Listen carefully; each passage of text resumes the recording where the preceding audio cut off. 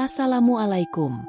Selamat datang di channel Cerita Novika 2. Semoga hari ini teman-teman dalam keadaan sehat walafiat dan senantiasa diberikan kebahagiaan sepanjang hari.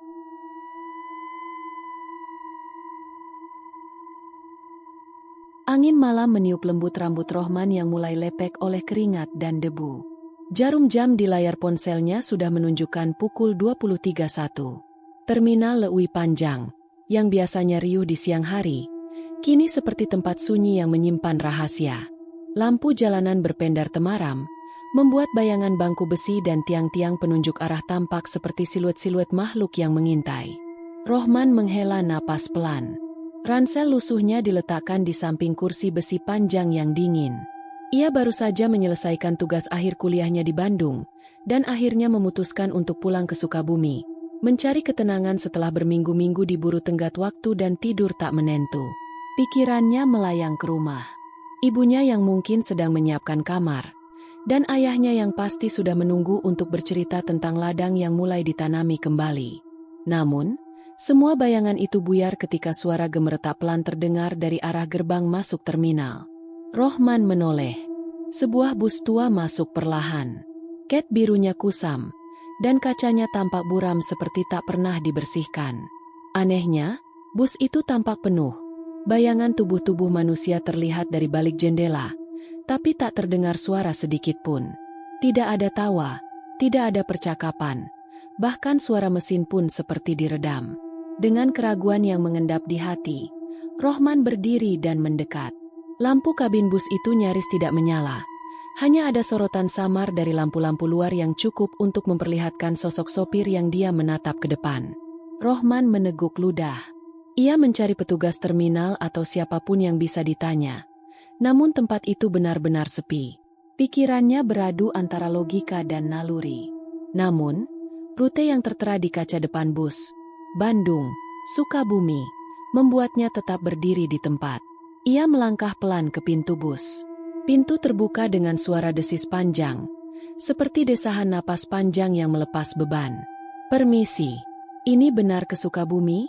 tanya Rohman, separuh berharap ada jawaban dari sopir. Sopir itu hanya mengangguk perlahan, tanpa suara. Wajahnya tak begitu jelas, tertutup bayangan dashboard dan kabin yang gelap. Tanpa jawaban yang memuaskan, Rohman akhirnya menaiki tangga bus. Udara di dalam langsung terasa dingin.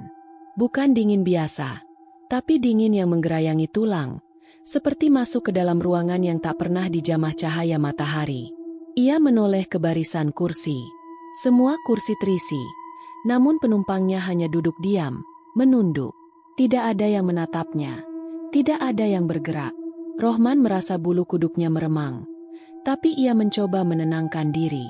Mungkin mereka sedang tidur, atau malas berbicara. Mungkin memang begini suasana bus malam. Ia memilih duduk di bangku kedua dari depan, sisi kiri, dekat jendela. Ia menyandarkan ranselnya di pangkuan, lalu menatap keluar.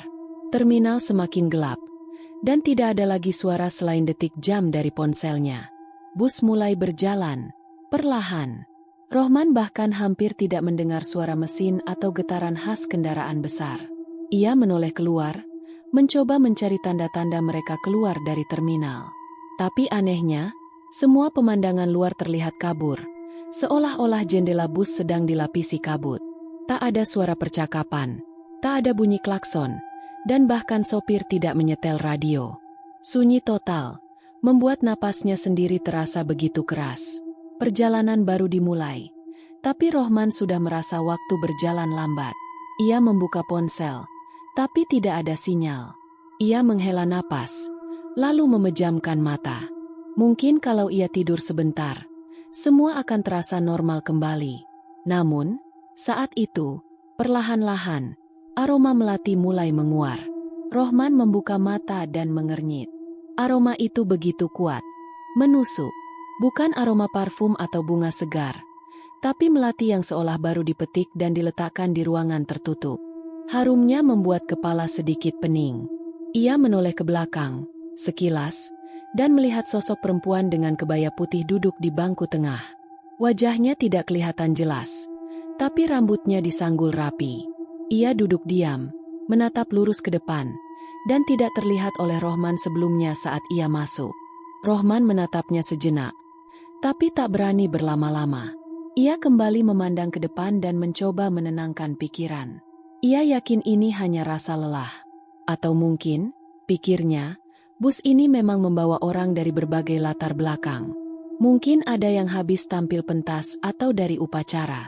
Tapi tetap saja, ada sesuatu yang tidak benar. Ia melirik sopir, yang masih diam. Tak ada kaca spion, tak ada suara batuk, bahkan gerak kecil sekalipun. Bus terus melaju dalam diam, seolah menembus malam tanpa kejelasan arah. Perlahan, rasa kantuk datang menyerbu. Tapi bersamaan dengan itu, perasaan tidak nyaman semakin menumpuk. Rohman menguatkan diri untuk tidak tertidur, tapi kelopak matanya mulai berat. Dan sebelum semuanya menghitam, ia sempat melihat sekali lagi ke arah perempuan bersanggul itu, yang kini tampak berdiri di tengah lorong, masih diam menatapnya.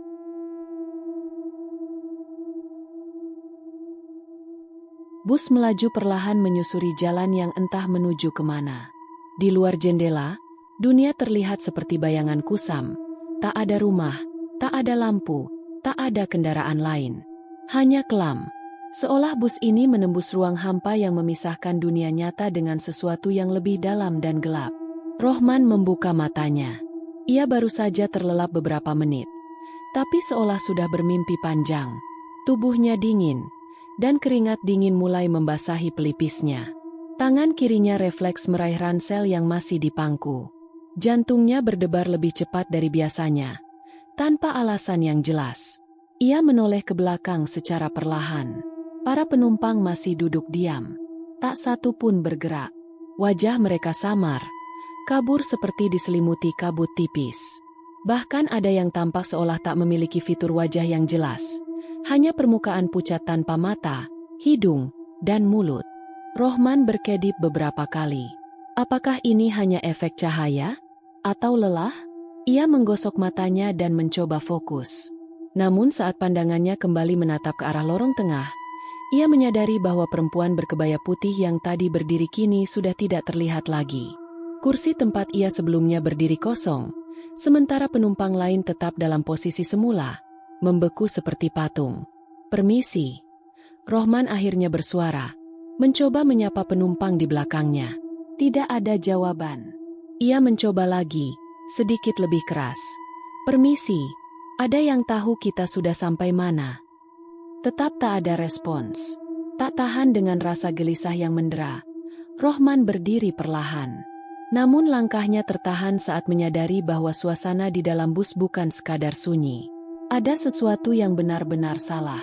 Udara terasa berat, seperti mengandung tekanan yang menekan dadanya. Suara nafasnya sendiri bergema. Dan yang paling mengganggu, aroma melati yang semakin menyengat, menusuk hingga ke kepala.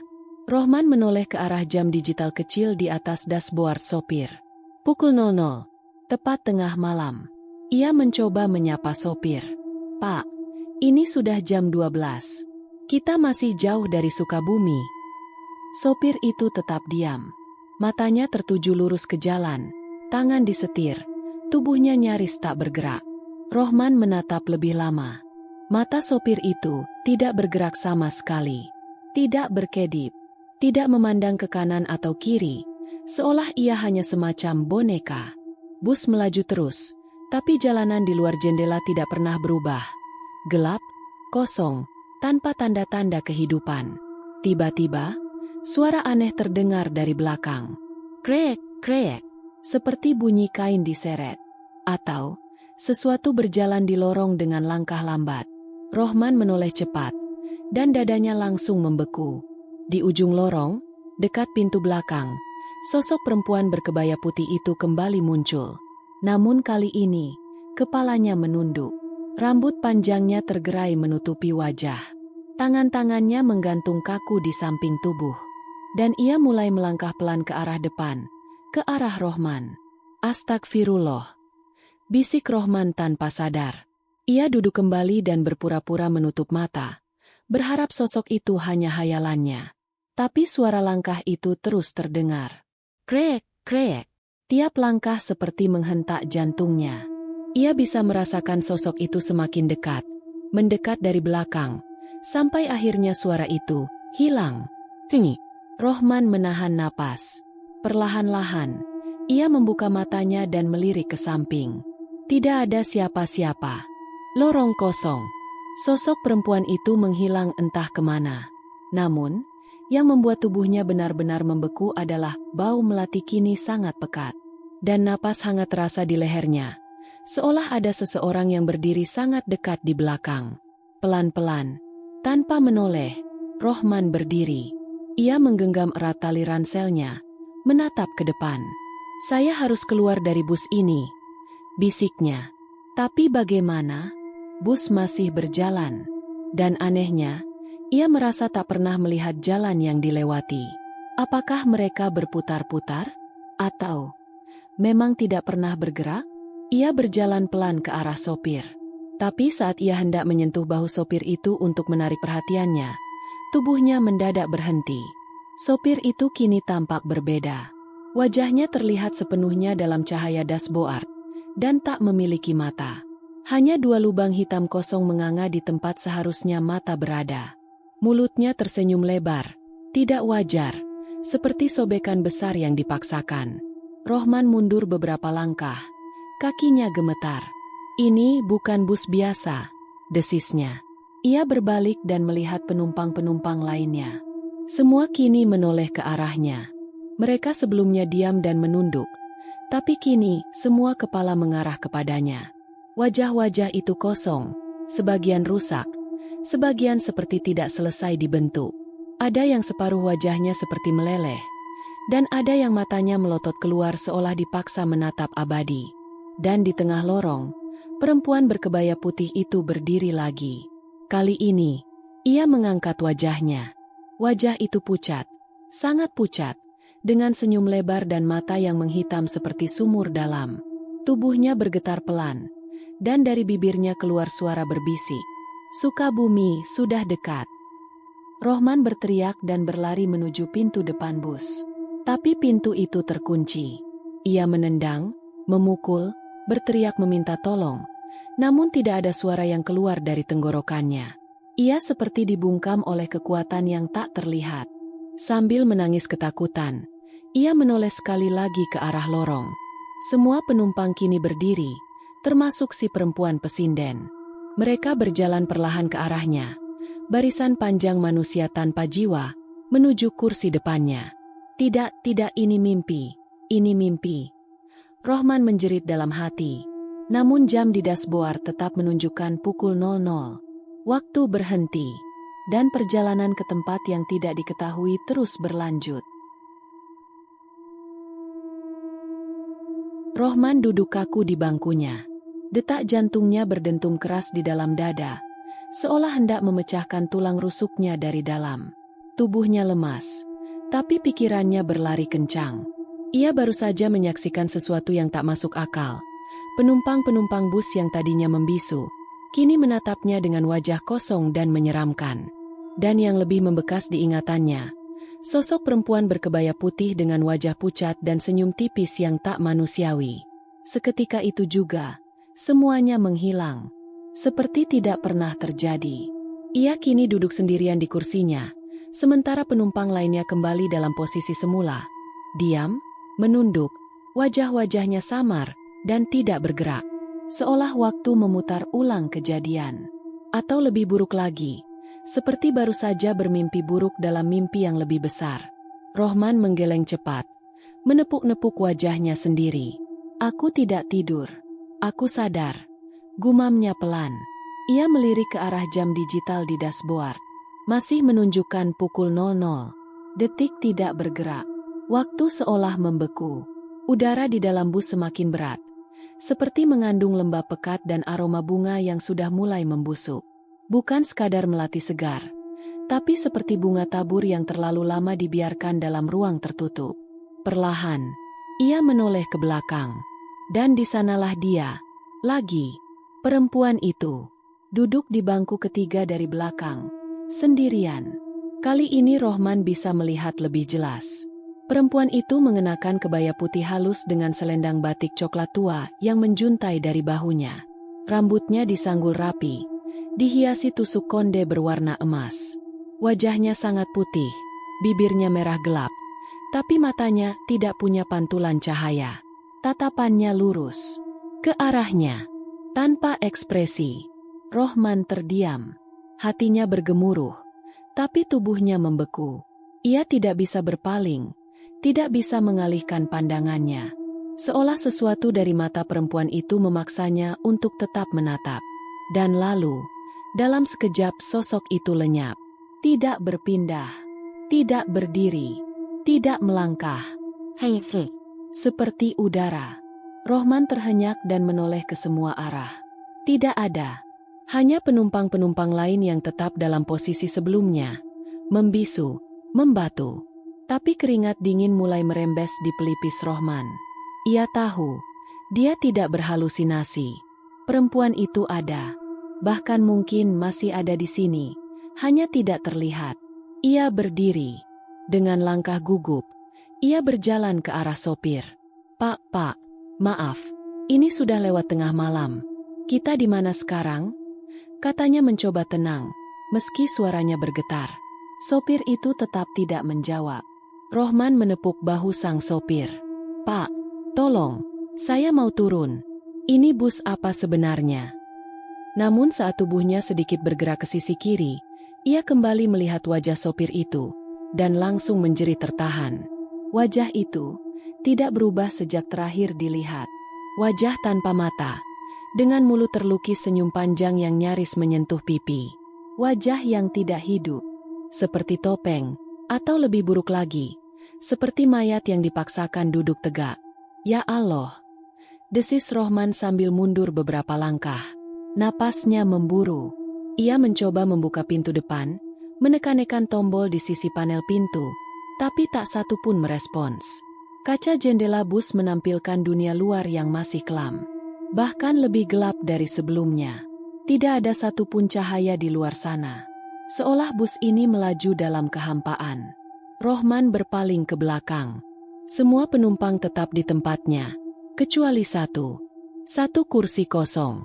Tempat duduk ketiga dari belakang, yang sebelumnya diduduki oleh perempuan berkebaya putih. Kursi itu kini kosong, tapi masih tampak lekukan pada sandaran, seperti baru saja ditinggalkan. Dan di kursi itu, ada setangkai bunga melati yang diletakkan rapi. Jantung Rohman berdetak semakin kencang. Tiba-tiba, suara gamelan terdengar. Seperti datang dari kejauhan. Lirih, alunan lembut bonang, kendang, dan siter, terasa asing dan tidak pada tempatnya.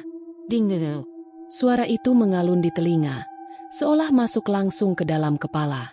Rohman menatap ke sekitar. Tak ada sumber suara. Penumpang lain masih membatu. Tapi suara gamelan semakin keras, semakin dekat. Dan kemudian, terdengar suara nyanyian. Lirih, sayup. Seperti seorang sinden tengah melantunkan tembang Jawa klasik yang sedih. Liriknya tak jelas, tapi nadanya merintih, menyayat telinga dan hati bersamaan. Lir ilir lir ilir. Rohman menutup telinga. Berhenti-hentikan, teriaknya. Tapi suara itu tidak bisa dihentikan. Ia berasal dari dalam bus. Atau dari dalam pikirannya? Tiba-tiba, seluruh lampu di dalam bus mati. Gelap total. Rohman menjerit. Namun beberapa detik kemudian, lampu kembali menyala dan di depannya, di lorong bus, berdiri perempuan itu. Kini lebih dekat. Hanya 3 meter di depannya. Wajahnya bukan hanya pucat, tapi tampak retak. Seperti porselen tua yang mulai pecah. Matanya tetap hitam tanpa pantulan, dan mulutnya mulai menyanyikan lirik yang sama, meski tanpa suara. Lir, ilir. Rohman terdorong ke belakang dan jatuh di lantai lorong. Ia merangkak mundur, menjauh. Tapi setiap kali ia berkedip, perempuan itu semakin dekat. Dari 3 meter, ke 2 meter, kemudian tepat di depannya. Rohman berteriak sekuat tenaga, memejamkan mata, dan menjerit hingga paru-parunya nyaris pecah. Namun saat ia membuka mata kembali, perempuan itu lenyap. Gelap lagi. Saat lampu bus menyala kembali, Rohman mendapati dirinya duduk kembali di kursinya. Tidak tahu bagaimana ia bisa kembali duduk. Tidak ingat apapun yang terjadi di antara waktu itu. Jam di dashboard tetap menunjukkan pukul 00. Aroma melati tetap memenuhi udara. Dan kursi ketiga dari belakang kembali kosong. Namun kali ini, ada suara pelan dari belakangnya. Bukan suara nyanyian, tapi suara napas. Perlahan dan berat. Seperti seseorang sedang berdiri tepat di belakang kursinya. Rohman tidak berani menoleh. Ia menggenggam erat ranselnya dan menunduk. Dalam hati, ia berdoa. Mulutnya komat kamit menyebut nama Tuhan. Dan dalam sekejap, suara gamelan itu kembali terdengar. Bersamaan dengan desahan lembut perempuan yang berkata pelan, "Sudah dekat, rumahmu sudah dekat." Tinggi. Itulah yang kini menyelimuti seluruh bagian dalam bus. Bukan hanya tidak ada suara dari penumpang, tapi juga tak ada suara dari mesin kendaraan. Tak ada deru, tak ada getaran, tak ada denting apapun. Seolah bus itu melayang, bukan melaju di atas aspal, melainkan mengambang di ruang hampa. Rohman menggenggam erat tali ranselnya. Tangannya dingin, dan peluh dingin mengalir pelan di belakang lehernya. Setelah apa yang terjadi dengan perempuan berkebaya putih, yang menyanyikan lagu sinden tanpa suara, yang mendekatinya lalu lenyap begitu saja, kewarasannya mulai bergoyang. Ia menatap keluar jendela. Gelap total. Tidak ada satupun yang bisa dilihat.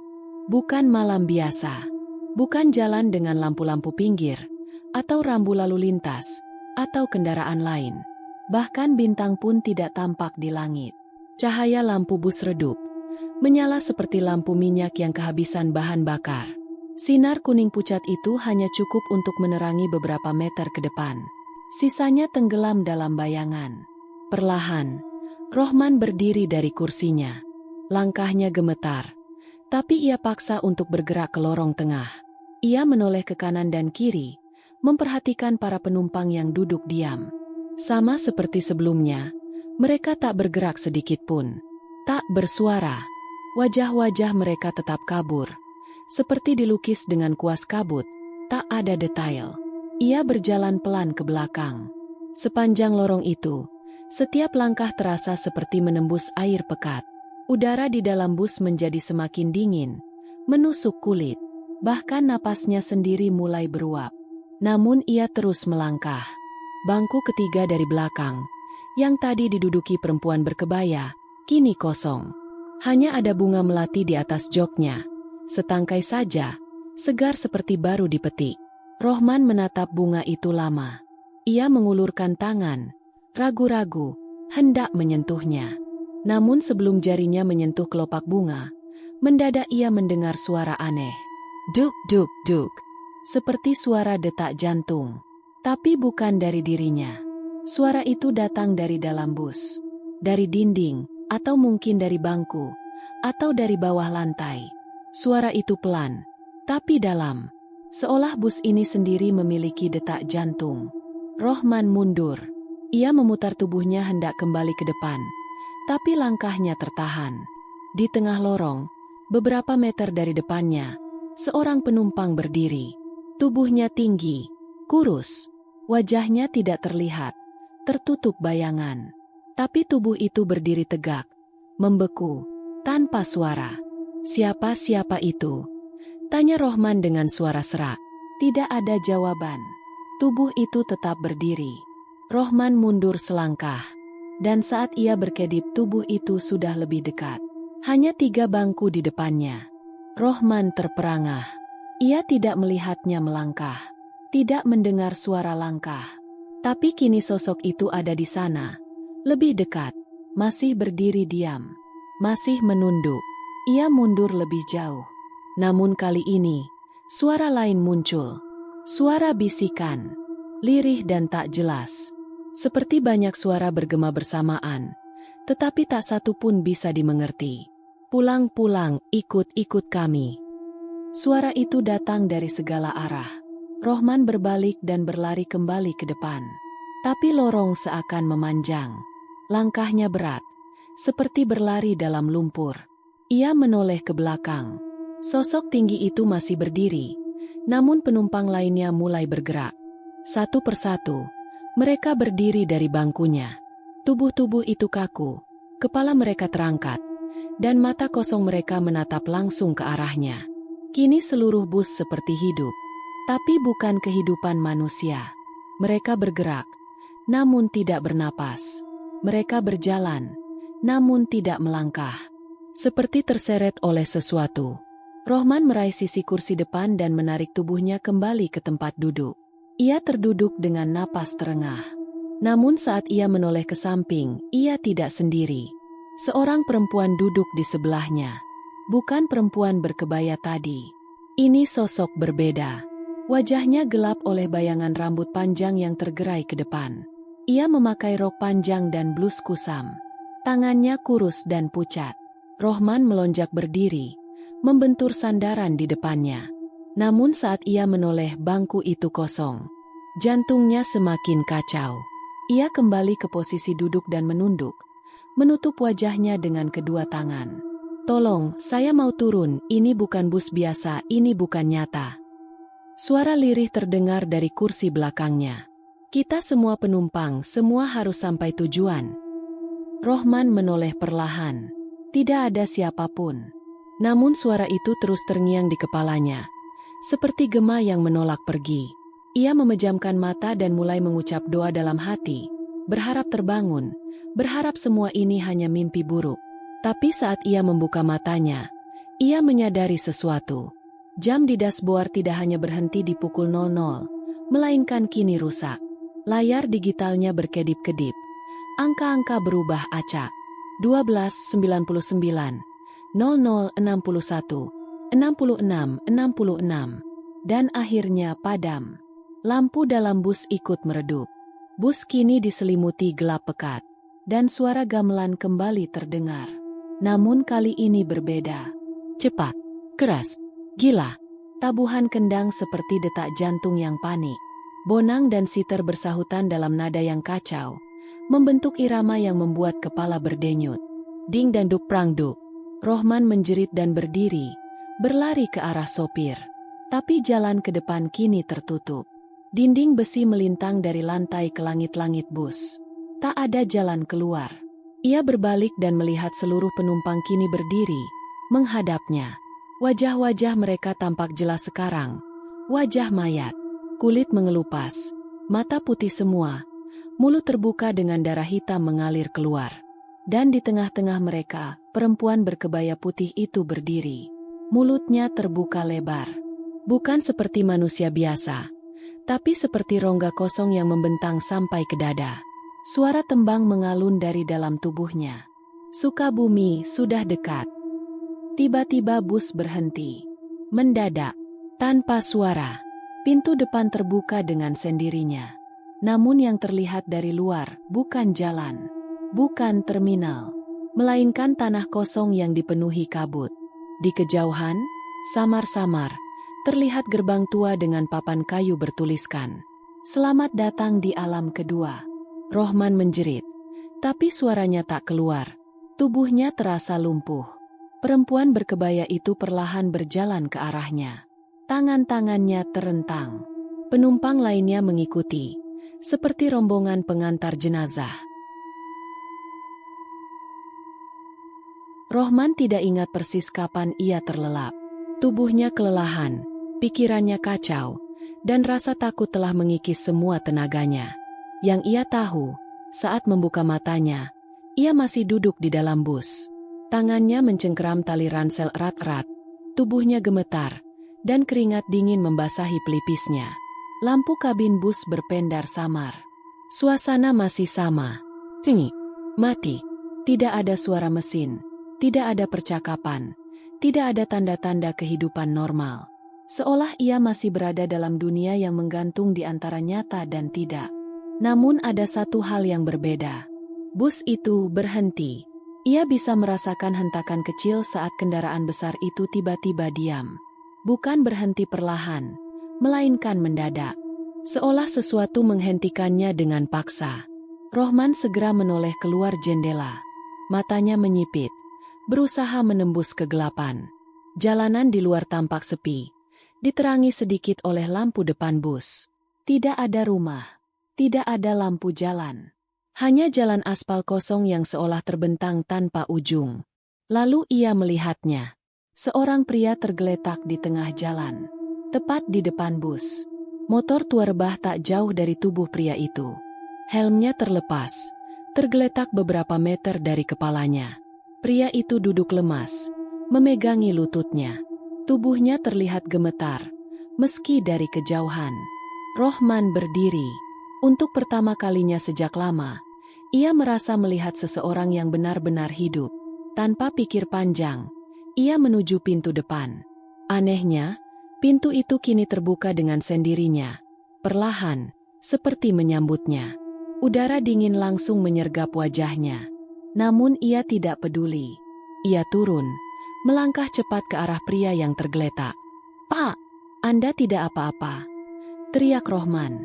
Pria itu mendongak dengan gerakan lambat. Wajahnya pucat, penuh debu dan sedikit darah di pelipis. Matanya membelalak saat melihat Rohman. Ia terlihat lebih ketakutan dibandingkan luka yang dideritanya. "Jangan mendekat," teriak pria itu dengan suara parau. Rohman terhenti, kaget. "Maaf, saya hanya mau membantu." Namun pria itu menggigil. Kau manusia atau hantu?" Pertanyaan itu menghantam dada Rohman seperti palu godam. Ia membeku. "Apa maksud Bapak?" tanyanya dengan suara hampir tak terdengar. Pengendara motor itu menatapnya dalam-dalam. Napasnya tercekat. "Kau baru saja turun dari itu." Ia menunjuk ke arah bus di belakang Rohman. Rohman menoleh. Bus itu masih ada, berdiri diam di tengah jalan, seperti makhluk raksasa yang kelelahan. Lampu depannya menyala redup, tapi tak ada suara, tak ada tanda-tanda kehidupan dari dalam. "Iya, saya dari sana. Saya penumpang saya." Rohman terbata. Pria itu menggeleng panik. "Itu bukan bus. Kau salah tempat, anak muda.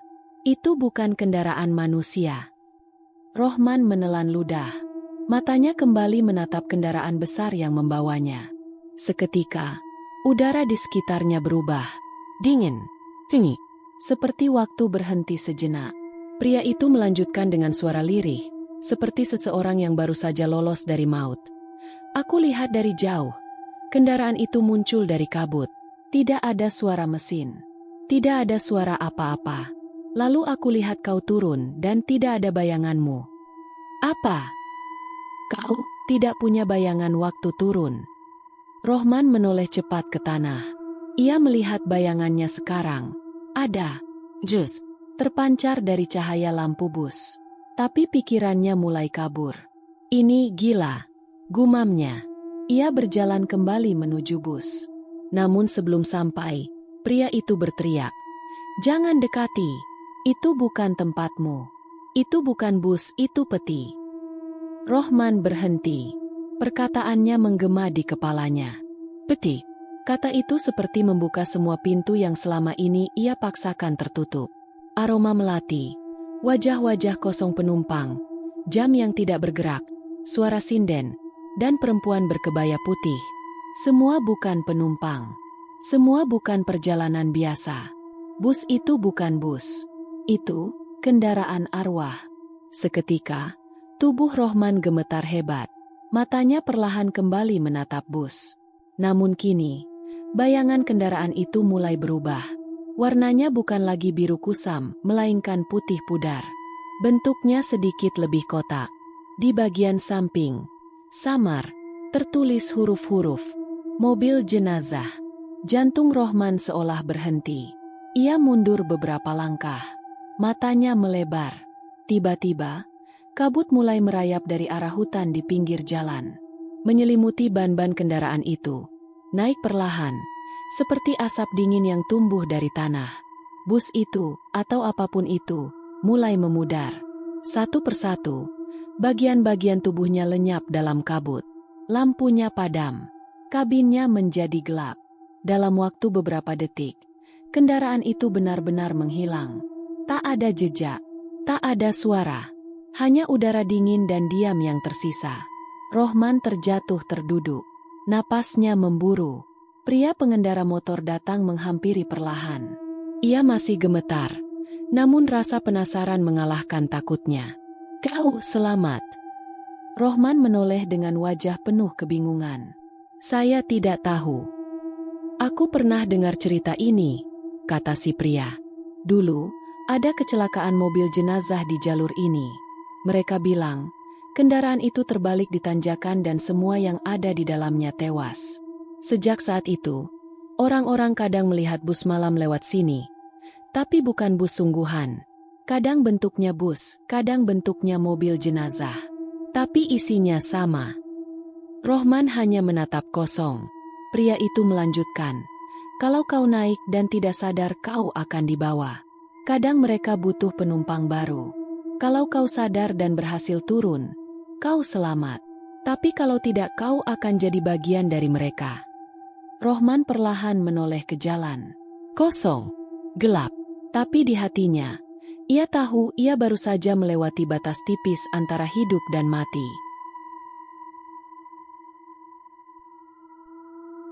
"Itu bukan bus, kau tadi menaiki peti jenazah." Rohman ingin tertawa. Tertawa karena tak masuk akal, tertawa karena ketakutan, atau mungkin tertawa karena merasa sudah mulai gila. Tapi tidak ada suara yang keluar. Bibirnya kaku, dan tenggorokannya kering. Ia perlahan menoleh ke belakang, ke tempat bus tadi berhenti. Namun yang ia temukan hanya jalan kosong. Tidak ada bekas ban. Tidak ada suara mesin menjauh. Tidak ada lampu belakang memerah di kejauhan. Bahkan kabut pun seperti menelan jejak keberadaan bus itu sepenuhnya. "Hilang," gumamnya lirih.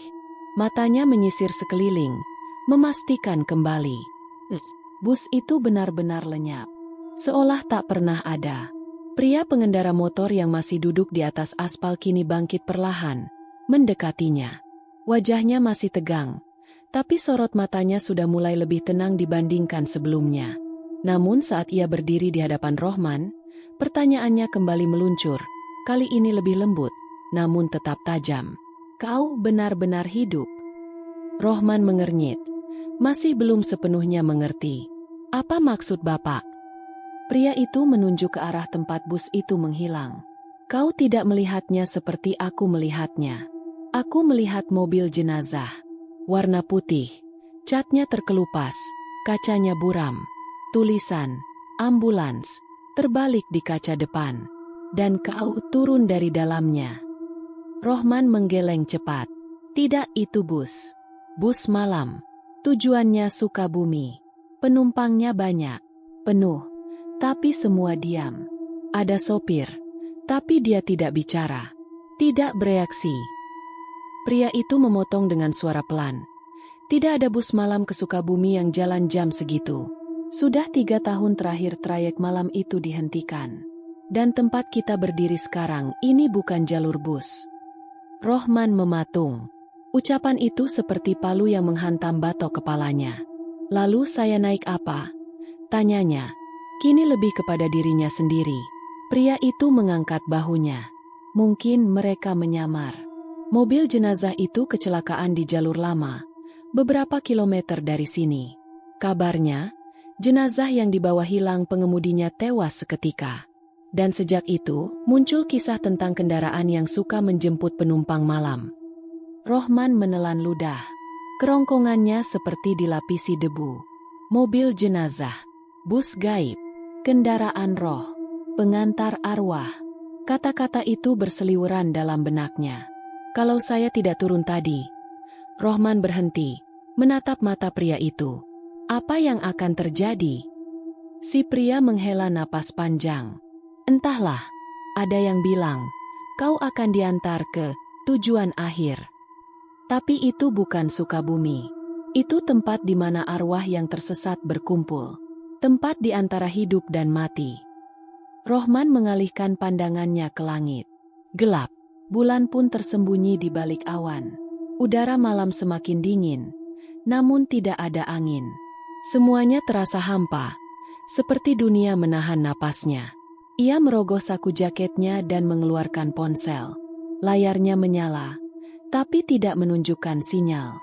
Waktu yang tertera di pojok kanan atas. Pukul 00. Rohman menatap layar itu cukup lama. Jam ini rusak, gumamnya. Pria itu melirik ponsel Rohman. Mungkin tidak. Atau mungkin waktu memang berhenti saat kau berada di sana. Berada di mana? Tanya Rohman lemah. Di antara dunia, jawab pria itu, lalu menunjuk ke dadanya. Terkadang, saat seseorang sedang sangat lelah, sangat rapuh, mereka mudah ditarik ke sana. Mereka yang sedang menunggu, atau yang ingin lari dari kenyataan. Rohman terdiam. Ucapan itu seperti menyentuh sisi gelap dalam dirinya sendiri. Ia ingat jelas, malam itu ia merasa hampa. Tugas akhir telah selesai, tapi ia tidak merasa lega. Hidupnya terasa kosong. Semua pencapaian mendadak hambar. Pulang ke Sukabumi bukan karena rindu, melainkan karena tak tahu lagi harus kemana. Apakah itu alasan ia dipilih? Apakah kendaraan itu bisa mencium kerapuhan dalam hatinya? Kau tidak ingin pulang, kan? Tanya si pria, seolah membaca pikirannya. Rohman menoleh cepat. Kenapa berkata begitu? Si pria mengangkat bahu. Mereka hanya menghampiri yang hatinya bimbang, yang pikirannya tidak di tempat, yang raganya ada di dunia, tapi jiwanya separuh sudah pergi. Rohman menunduk. Ia merasa ingin menangis, tapi matanya kering. Lalu, sekarang saya di mana? Apa saya benar-benar di dunia? Tanyanya. Pria itu menatap sekeliling. Jalan gelap, kabut perlahan menipis. Suara jangkrik mulai terdengar. Kalau kau bisa mencium bau tanah, bisa mendengar suara malam, dan bisa merasa takut, kau masih hidup. Rohman menarik napas panjang. Udara malam mengisi paru-parunya. Dinginnya menusuk, tapi terasa nyata. Ia masih hidup, tapi rasa takut itu belum pergi. Bisakah mereka datang lagi? Menjemput saya lagi? Tanya Rohman pelan. Pria itu terdiam, lalu menjawab, bisa. Tapi kali ini mereka tidak akan menyamar lagi. Mereka akan datang apa adanya. Dan kali ini, tak akan ada yang melihatmu turun. Kata-kata itu membuat Rohman menggigil. Tapi bukan hanya karena takut, melainkan karena kesadaran. Ia telah menyeberang terlalu dekat ke dunia yang seharusnya bukan miliknya. Dan kini, ia tak bisa lagi menutup mata terhadap apa yang ada di balik tirai kenyataan. Tapi kau beruntung, kata si pria sambil menepuk bahu Rohman. Kau diberi peringatan. Peringatan? Iya, tidak semua orang dapat kesempatan kedua. Rohman menatap pria itu dalam-dalam, lalu perlahan mengangguk. Malam semakin larut. Kabut mulai menghilang sepenuhnya. Lampu-lampu dari kejauhan mulai terlihat. Sebuah bangunan kecil seperti warung atau pos jaga berdiri tak jauh dari tikungan jalan. Perlahan, suara kehidupan kembali. Kau tinggal di mana? Tanya si pria. Sukabumi. Berarti kita searah. Aku antar sampai jalan utama. Rohman mengangguk pelan. Mereka berdua berjalan menuju motor pria itu. Meski rusak parah, masih bisa dihidupkan. Dengan suara batuk-batuk, motor itu menyala. Dan sebelum naik, Rohman menoleh sekali lagi ke tempat bus itu menghilang. Hanya jalan kosong, tapi aroma melati masih samar di udara. Pagi datang tanpa warna. Langit mendung, abu-abu pekat, dan udara dingin masih melekat di kulit Rohman saat motor yang ditumpanginya berhenti di warung kecil di pinggir jalan utama. Pria pengendara motor itu menepuk punggungnya pelan. Sampai sini saja. Aku ke arah kanan. Kau bisa lanjut naik angkot atau ojek ke kota. Katanya sambil mematikan mesin motor tuanya yang kini berasap tipis dari knalpot. Rohman turun dan mengangguk pelan. Terima kasih, Pak, atas segalanya. Jangan terlalu banyak bicara tentang kejadian tadi, jawab pria itu singkat, menatapnya penuh arti.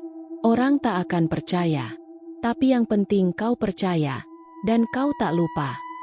Rohman hanya bisa mengangguk. Motor itu lalu pergi, meninggalkan jejak suara yang perlahan menghilang di balik tikungan. Di warung kecil yang sudah mulai buka, duduk seorang kakek tua dengan sarung dan jaket tebal.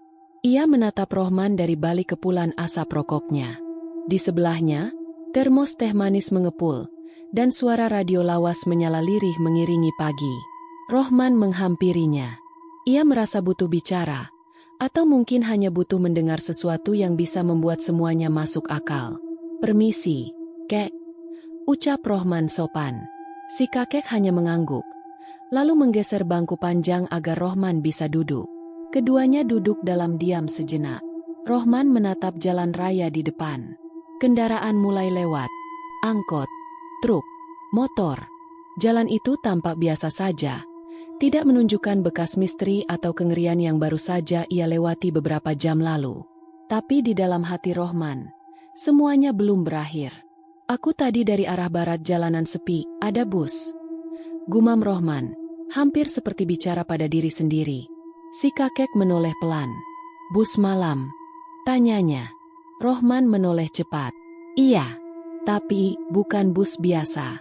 Aku rasa bukan bus sungguhan." Wajah si kakek langsung berubah. Ia mematikan rokoknya di asbak seng berkarat dan menatap Rohman dalam-dalam. "Berarti kau bertemu mereka," katanya pelan, seperti sedang menyebut nama makhluk gaib. "Mereka?" ulang Rohman. Si kakek menarik napas panjang. "Kendaraan arwah. Sudah lama orang-orang sini percaya. Ada kendaraan yang suka muncul di jalur itu. Bukan setiap malam, tapi kadang-kadang kalau waktunya pas, atau kalau ada orang yang sedang tersesat dalam hidupnya." Rohman merasakan dadanya sesak. Ia tidak menjawab, hanya mendengarkan. "Dulu," lanjut si kakek, "sekitar 6 atau 7 tahun yang lalu, ada kecelakaan di jalur tanjakan Cibogo. Mobil jenazah terguling. Sopir dan 2 orang pengantar tewas di tempat. Jenazah yang dibawa juga ikut hancur, petinya terbuka. Tubuhnya tak utuh. Orang-orang bilang, arwah mereka tidak tenang." "Dan sejak itu?" tanya Rohman. Si kakek menatap jalan kosong di depannya. "Kadang, orang yang sedang naik motor malam-malam di rute itu, melihat mobil jenazah melaju tanpa suara. Kadang juga bus kosong, atau malah bus penuh, tapi hanya 1 orang yang turun. Sisa penumpangnya tak pernah terlihat." Rohman menelan ludah. Ia teringat wajah-wajah kosong penumpang bus. Mata yang tak memandang, tubuh yang tak bergerak. "Mereka bukan hantu biasa," kata si kakek. "Mereka mencari teman." Rohman memejamkan mata. Kata itu, teman, berat terasa. Seolah ia memang benar hampir menjadi bagian dari rombongan itu. "Kenapa aku?" tanya Rohman lirih. Si kakek tersenyum samar. "Kau tahu jawabannya, Nak. Yang paling mudah disentuh bukan orang yang jahat, tapi yang kosong." Kata-kata itu menghantam keras. Rohman menunduk. Ia ingat saat malam itu, duduk di terminal, merasa hampa. Lulus kuliah bukan kebahagiaan, tapi justru kehampaan baru. Ia merasa tidak punya arah, tidak punya semangat, dan tidak yakin untuk pulang. "Mereka mendekat saat kau kehilangan cahaya," lanjut si kakek. "Kalau aku tidak turun tadi, kau tak akan kembali ke sini." Rohman menarik napas panjang. Pikirannya dipenuhi gambaran mobil jenazah, bunyi gamelan, wajah perempuan pesinden, penumpang tanpa suara, dan jam yang tak pernah bergerak. Jadi, cerita ini benar-benar dikenal orang sini. Kakek itu mengangguk. "Pernah ada anak muda dari Jakarta, wartawan katanya. Ia dengar cerita ini dari temannya, lalu mencoba menelusuri. Dia naik motor malam-malam, berharap melihat langsung, tapi tidak pernah kembali." Rohman menoleh cepat. "Menghilang?" "Ya, polisi temukan motornya di pinggir jurang, tapi tidak ada jejak tubuhnya. Hanya ada bunga melati berserohman di jok belakang." Rohman bergidik. Ia menarik napas panjang dan bangkit berdiri. "Terima kasih, Kek," ucapnya tulus. "Aku harus pulang." Si kakek mengangguk. "Pulanglah. Dan jangan lupa, Nak, kau bukan sembarang penumpang yang selamat. Kau saksi dari dunia yang tak semua orang bisa lihat." Rohman meninggalkan warung itu dan berjalan menuju jalan utama. Di sana, Ia menunggu angkot pertama yang lewat. Saat kendaraan itu datang dan pintunya terbuka, ia menatap sopirnya. Wajah biasa, tersenyum, matanya jernih. "Ke arah Sukabumi, Kang?" tanya Rohman. "Iya, naik aja." Rohman naik, dan sebelum duduk, ia menengok ke bangku penumpang. Beberapa orang sudah duduk, tertidur, bermain ponsel. Satu orang bahkan sedang makan roti. Suasana normal. Suara mesin nyata. Lampu jalan terlihat. Dunia ini nyata. Namun sebelum angkot itu melaju, Rohman menoleh ke belakang sekali lagi. Ke arah warung tempat si kakek duduk tadi. Tapi warung itu kosong. Tak ada orang. Hanya meja dan bangku kosong, dan sebuah termos teh yang perlahan mengeluarkan uap di bawah matahari pagi. Sudah 1 bulan sejak kejadian itu. Rohman kini tinggal di rumah orang tuanya di Sukabumi. Ia mencoba hidup normal, membantu ayahnya di kebun, mengajar les anak-anak tetangga, dan menyibukkan diri. Namun tiap malam sebelum tidur, ia selalu menatap jam di dinding kamarnya. Dan entah kenapa, setiap pukul 00, ia merasa waktu berjalan sedikit lebih lambat. Di laci mejanya, ia menyimpan setangkai bunga melati kering. Ia tidak ingat kapan menaruhnya di sana. Tapi tiap kali hendak membuangnya, hatinya terasa berat. Seperti ada yang ingin ia ingat. Bukan karena takut, tapi karena pernah nyaris lupa bahwa dunia ini punya 2 sisi. Dan ia pernah menginjakan kaki di sisi lainnya.